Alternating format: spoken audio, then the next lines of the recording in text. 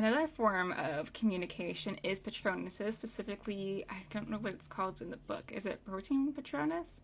The Patronus where they can make it talk. Apparently it's very difficult, but I believe Dumbledore and the Lord of the Phoenix use them to communicate with each other. So that's kind of like, I don't know if it'd be like, it was not quite FaceTime, but it's kind of like a video message, I guess. Maybe it's like Snapchat. It's a weird use of a Patronus, I find. Like, what we know about Patronuses and what we learn about Patronus logically, like, this is how they work for defense. They can, like, guide you through the darkness. That's great. This whole using them, like, having your voice projected from them seems so off book from what they're actually meant to be. Yeah, I wonder if the author just needed a way for them to communicate that was, like, different. Because I feel like we get a different form of communication in travel. Like, every book there's something new. But I feel like she just needed a way for them to communicate. So I don't know if it really makes sense for, like, what Patronuses are used for.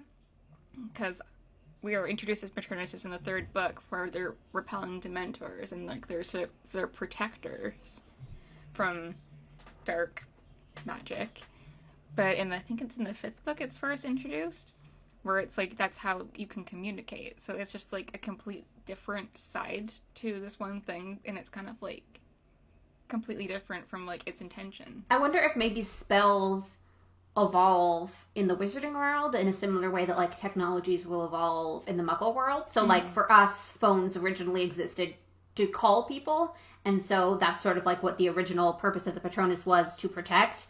And then for people's convenience, they added on other things. Like now we can also take pictures with our phones, and there's a calculator on our phones. So maybe in the wizarding world, creative people are always kind of finding new ways to use spells or adding things to traditional spells in order to make them more versatile. I think the explanation we get is that Dumbledore did it, but I don't know if that's 100% true. If he like kind of figured out how to get the Patronuses to talk, because I know it was told to us as it was a thing for Dumbledore's or the Phoenix to communicate secretly. So, eventually they'll do it. It's just, I mean, it's interesting.